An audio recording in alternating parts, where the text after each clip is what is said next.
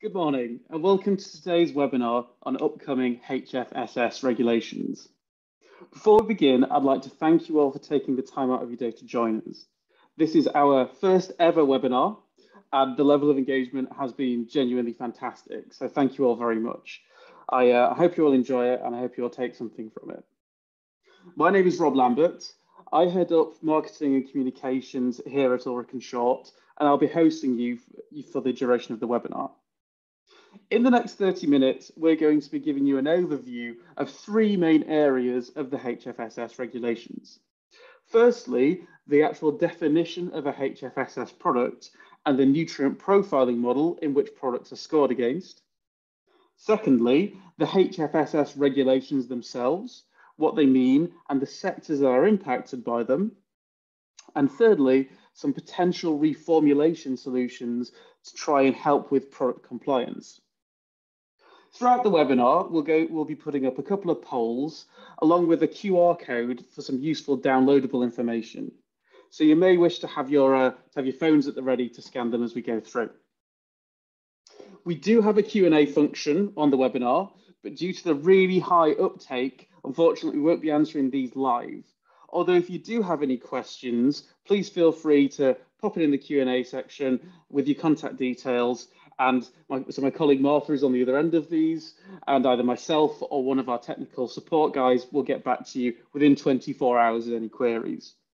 Alternatively, at the end of the presentation, there'll be some contact details along the bottom, just here, with an email address and a telephone number if you wish to contact us directly. Finally, following the webinar, you will be receiving a copy of the webinar as well as a copy of all the downloadable information. So please don't feel like you have to screenshot or scribble notes down. You will be receiving this all the way afterwards. With me on this webinar is my colleague and R&D manager at Ulrick & Short, Danny Schroeter. Good morning, everyone. Also with us is Rachel Hilton. Good morning, everyone. So Rachel is a senior lecturer in food product development at Harvard University. We've worked with her for a few years now. She has a wealth of knowledge in the food industry, and she's been working with us recently on a joint project developing HFSS products. So before we begin, before we get into HFSS itself, for the benefit of those of you who aren't aware of us, of Ulrick & Short, I'll just give you a very, very quick introduction of who we are. So we are designers and suppliers of clean label, plant-based functional ingredients. So by clean label, I mean we only extract the natural functionality from crops using our proprietary knowledge and physical production methods. This means all of our products have a very clean, consumer-friendly back-of-pack declaration, such as tapioca starch, for instance, or even more store-cupboard than that, so wheat flour. We have four main product types. So we have starches, flours, fibers, and proteins, and they're all designed to solve a specific challenge in MPD in a specific application. So all of those are very highly functional ingredients, they're not bulk ingredients, and in the context of healthy reformulation and HFSS, are typically applied at quite a low percentage of overall recipe. And this is whether we're talking about fat reduction, sugar reduction, or the functional aspects, the sort of protein and fiber fortifications as well. As a business, everything we do revolves around technical support. It's really at the heart of what we do. So we have a very experienced, very knowledgeable R&D team and commercial support team who will help you at any stage of the development process, whether that's at kitchen concept stage or whether that's all the way through to factory production. We will help you to ensure you get the best out of our ingredients and generally the best product possible. So what I'll do now is I'll pass you over to Danny. Although before I do that, it would be very good to actually get an understanding of what everybody's starting point is on HFSS regulations, because the conversations we've had, there's a lot of different starting points. So I'm just going to launch this poll here. This is a completely anonymous poll, so please feel free to be as honest as you wish. it'd be a good idea to get an idea of actually how much do you know? Are you very intimate with them, with the restrictions themselves? Do you know the general gist, or absolutely nothing at all? There was a census-wide poll actually that came out, which surveyed retailers, which actually suggested that 20% of retailers don't even know where to begin with HFSS regulations. So there's very much a broad view of where people are. Okay, that's great. Just getting a few more through. Okay, I'll end it there. Okay, that's great. So, I mean, as you can see, we have quite a diverse range of starting points here, which, yeah, the gist, but the specifics is where we assumed a lot of people would be at. But we'll go through everything from the bottom up, so we should be able to accommodate for everybody. So what I'll do now is I'll stop sharing this, and I will pass over to Danny, who will speak you through some of the definitions of HFSS. Good morning, everyone. And thank you all for taking the time to join us this morning. So I will begin by giving a little bit of a background into what the HFSS guidelines are. So what they are, what impact they will have on your products. And then I'll go into some background on ways in which we can help to reformulate and formulate new products alongside you. So there are a few different aspects which make up the legislation.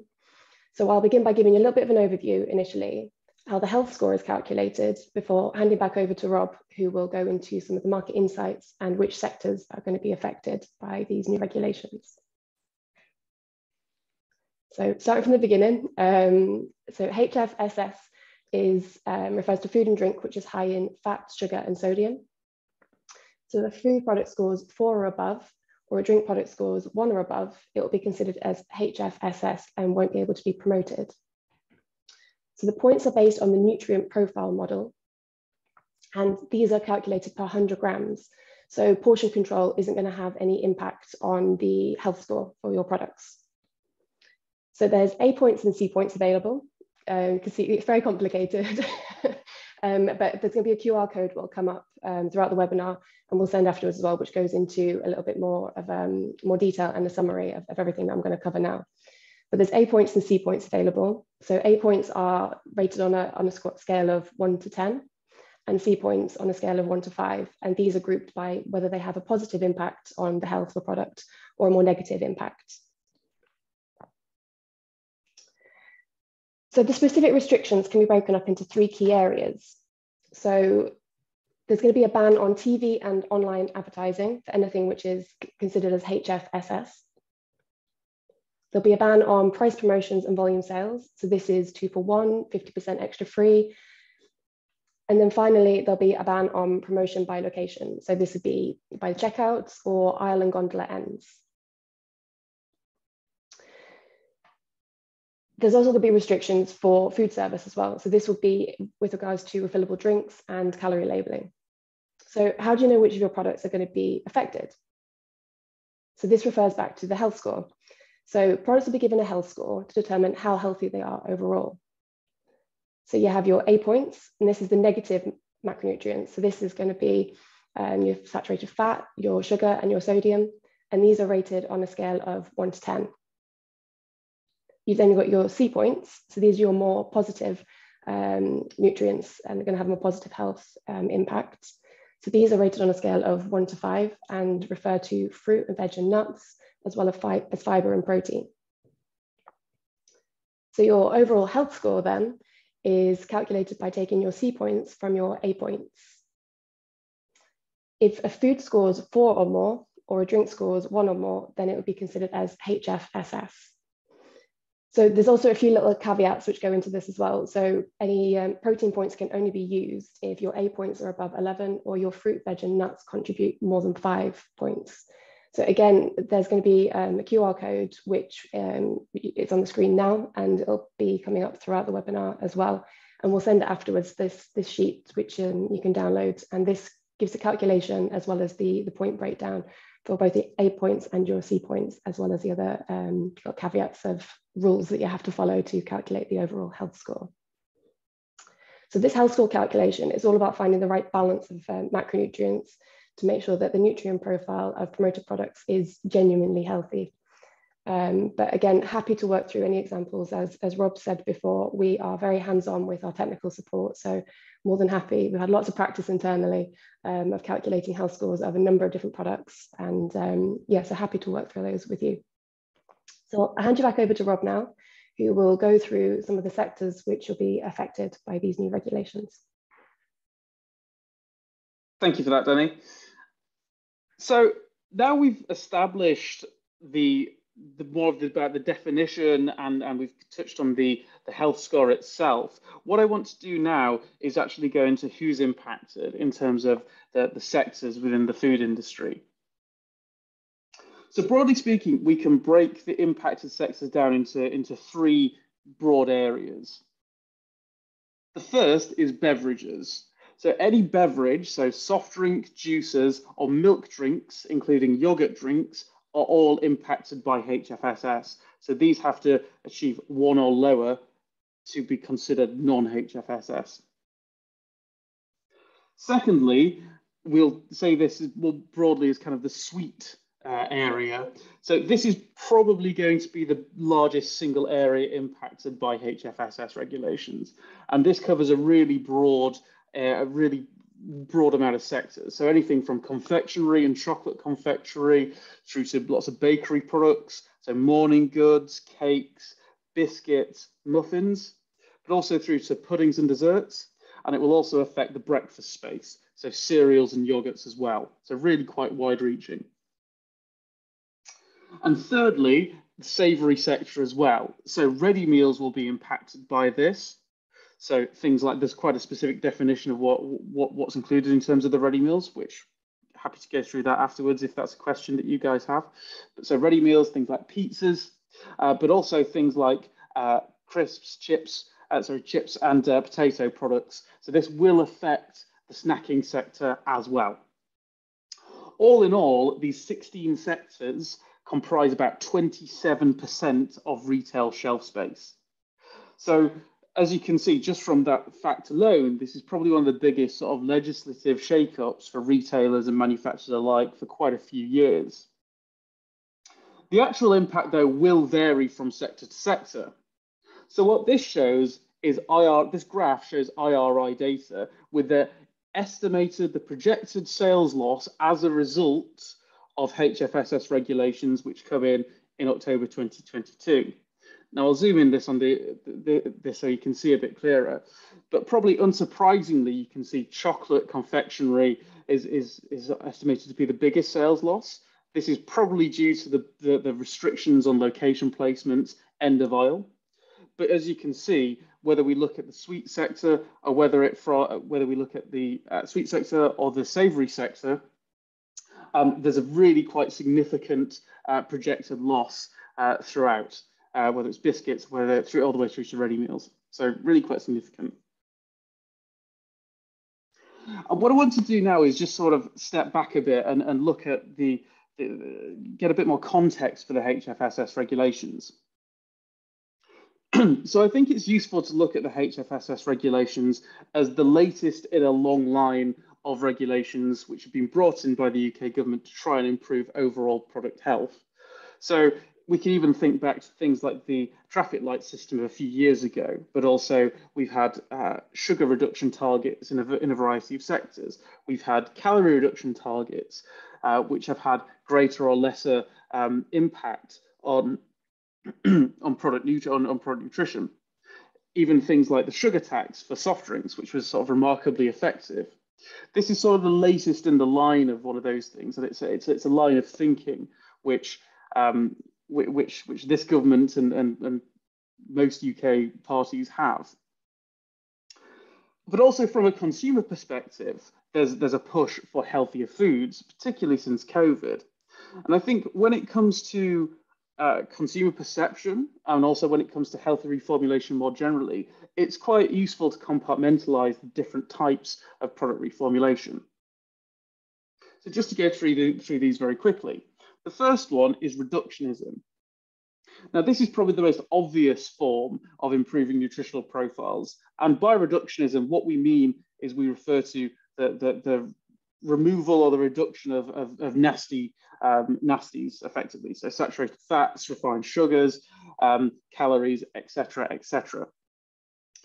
From a HFSS perspective, this is also probably the lowest hanging fruit, depending on application, because calories, saturated fat, sugar, and sodium are all ranked on a 1 to 10 scale, as Danny said.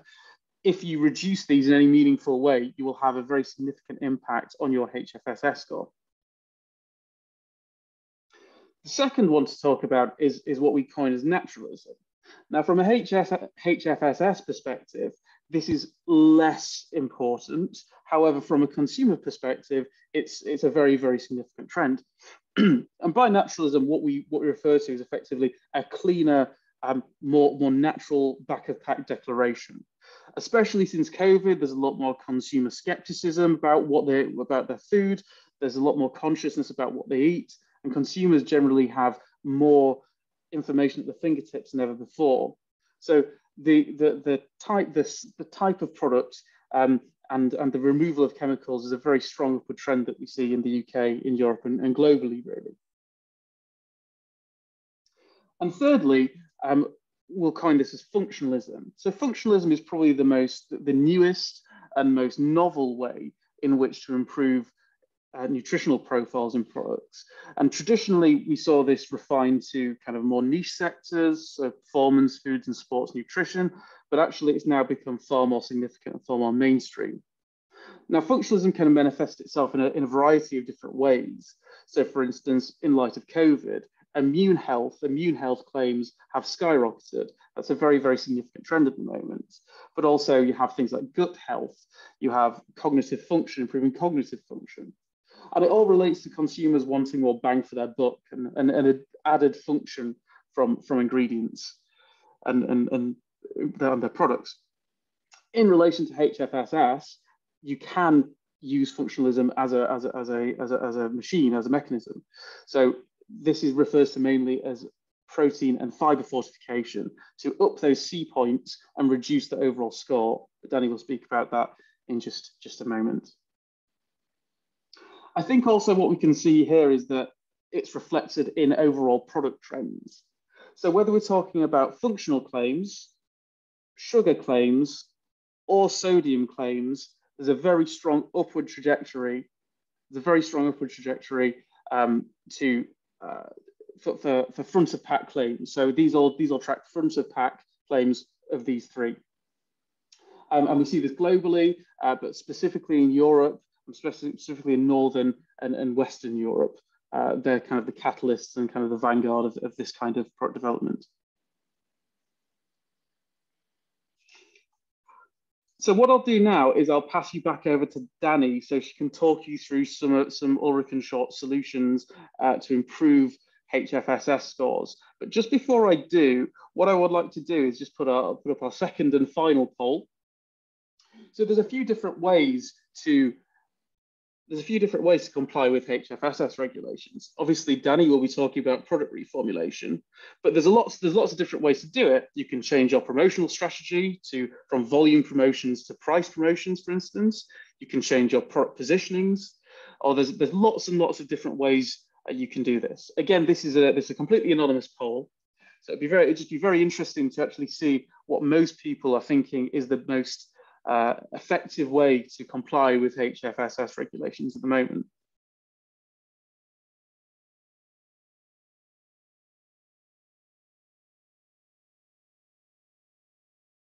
That's great. Just give it another couple of seconds. Thank you very much all for voting. So what I'll do is I'll just share those results now. So again, there's a reasonable amount of divergence, but obviously quite sort of nearly 3/4 of you have selected product reformulation, which is a really good starting point again for Danny, who I'll pass over to, who will be able to talk you through some of the Ulrick and Short product reformulation solutions. Thank you, Rob. So I'm going to talk through 4 key ways to reformulate, or that we can help you to reformulate or formulate new products, and to achieve the health score that is required to be able to promote the products. So our own internal experience has shown that a multifaceted approach is best. So by combining technologies from our fat and sugar replacement ranges alongside fortification ingredients, so increasing fiber and protein levels. So this impacts both the A and C points. We find that facilitates the balance which was required to formulate some genuinely healthier products. So I'll firstly talk you through our sugar and fat replacement ranges. So these are going to be the ranges which are going to have the biggest impact on your A points. So Avante, so this is our range of functional sugar replacers. So this range allows for a third of sugar to be replaced in a range of different applications, from cakes to sauces, and each ingredient has been specifically developed to mimic the functionality which is lost when sugar is removed. So in sauces, for example, you're looking at your mouthfeel, and then for cakes, you've got volume and texture, which is being replaced using the Avante range. Delight, so this is our range of clean label functional fat replacers. So these are largely declared simply as tapioca starch, and this is because of the naturally indulgent mouthfeel it gives. So again, each ingredient has been developed to mimic the functionality of fat in a particular application. And again, a third of the fat can be removed without any negative impact on the final product. The next 2 ranges, which I'll speak about, are going to have the most impact on your C points. So this is fortification through protein and fiber. So complex is our range of proteins. So these are from a variety of different crops, from pea to wheat, faba, and rice. So this means that as well as claims and developing HFSS compliant products, the combinations can be used together to give complete amino acid profiles to further improve the health and appeal of your products. So again, each protein has been developed to give additional functionality. So that might be binding and emulsifying, or adding structure and softness in baked goods.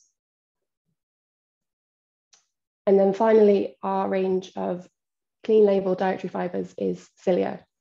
So again, derived from a range of different crops. And they all, again, give different functionalities depending on which application they're going to go into.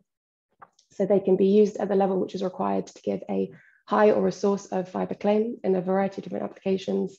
And again, the best thing is for us to be able to talk through each of these ranges and work out which ingredients are going to be best for the projects that you're working on in particular.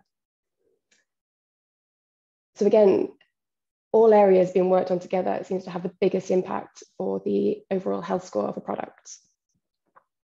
And again, this is where we can help. So an example of something that we've worked on internally is a HFSS compliant lemon muffin.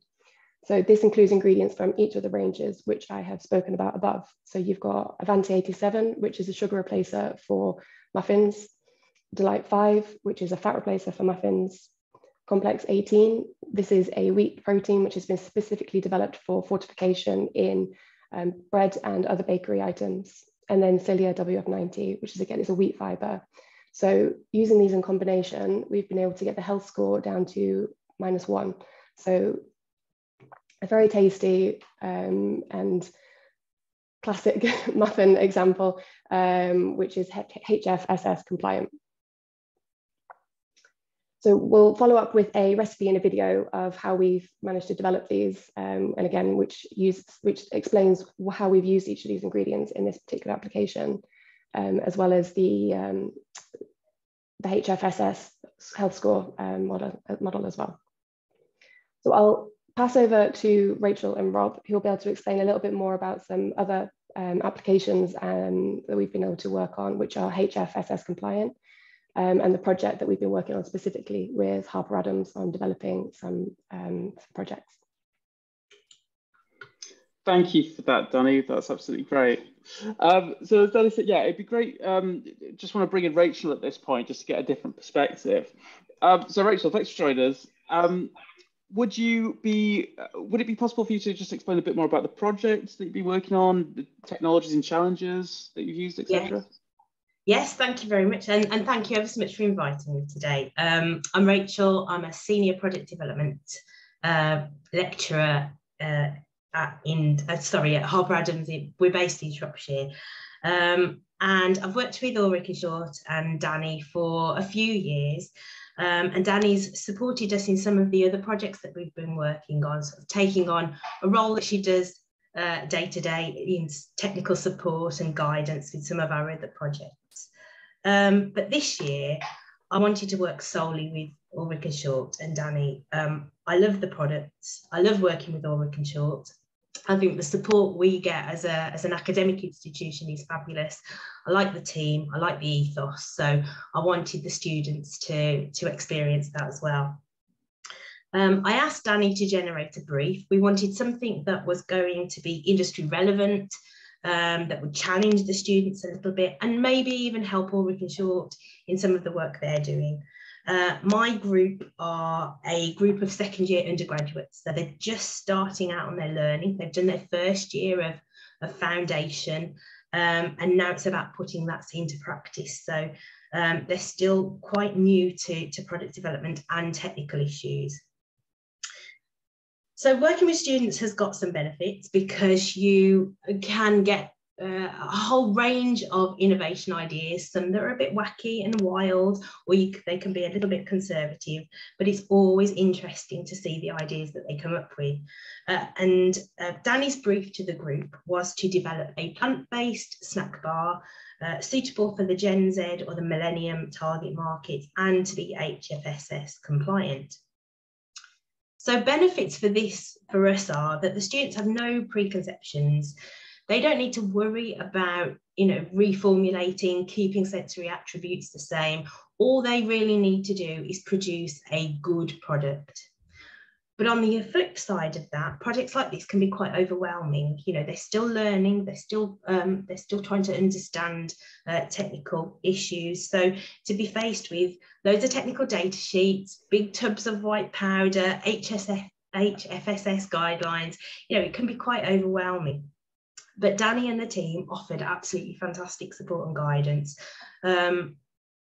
specifically suggesting products that the students could use with their concept ideas, but also just giving general sort of advice as to what the groups of ingredients did, because we only have a set time each week and a very strict timeline, probably not too dissimilar to industry, to be honest, but a very strict timeline in which we need to complete our project. And it's really important for the students to feel confident about what they're doing so that they can just get on with it. And after the first session, this was really apparent. The students found the products really easy to use. They had some really good results, and they were able to just have a go and use that range of products within their concepts and produce some absolutely fantastic ideas. And I think most of the concepts that were developed have used a range of the products to achieve the desired result. Being of that target market, you can really see some of the trends coming through in their concepts. There were a lot of energy balls developed, but just some of the brilliant products that they did develop. A pina colada energy ball, one of my favourites, which was a pineapple puree inside a coconut and seed coating, using both the Synergy and the Cilia ranges. Cauliflower bites, the students actually wanted to recreate a plant-based buffalo wings type of product, so used cauliflower into small florets, tempura batter, a little bit of chili, and used Synergy complex and delight ranges to achieve the result. A Thai snack bar. This student particularly wanted a savoury snack bar, loved curry, didn't feel that they had a savoury option, so developed a savoury snack bar using Delight, Synergy, Cilia and Complex. And then I think one of our most favourite products was a vegan sushi. An idea that the student felt was really simple, but actually was really effective and used the Synergy and the Complex ranges. And I know that I'm biased because they are my students and I teach them, but sorry, I do think that they handled the project absolutely fantastically. They got to grips with the HFSS guidelines, And our knowledge to begin with ranged from the lower end of, we got the gist of it, down to we didn't know anything about it at all. So I think they've handled it really well. And the products, I have to say, have just enhanced their concept ideas and been easy to use. So yeah, thank you ever so much for giving us the opportunity. No, thank you for the time. It was great to see some of the innovative solutions that they came up with. So the next generation of technologists. So no, thank you. Thank you very much, Rachel. That's great. Great, and so that concludes this very short webinar. So obviously what we've given you is a very top line overview of HFSS regulations. This could have easily gone on for 3 or 4 hours, as if any of you have looked into legislation, I'm sure will know. If you do have any further questions, I know we've already had a couple through in the Q&A section, please put it through in the Q&A section or contact us on the below.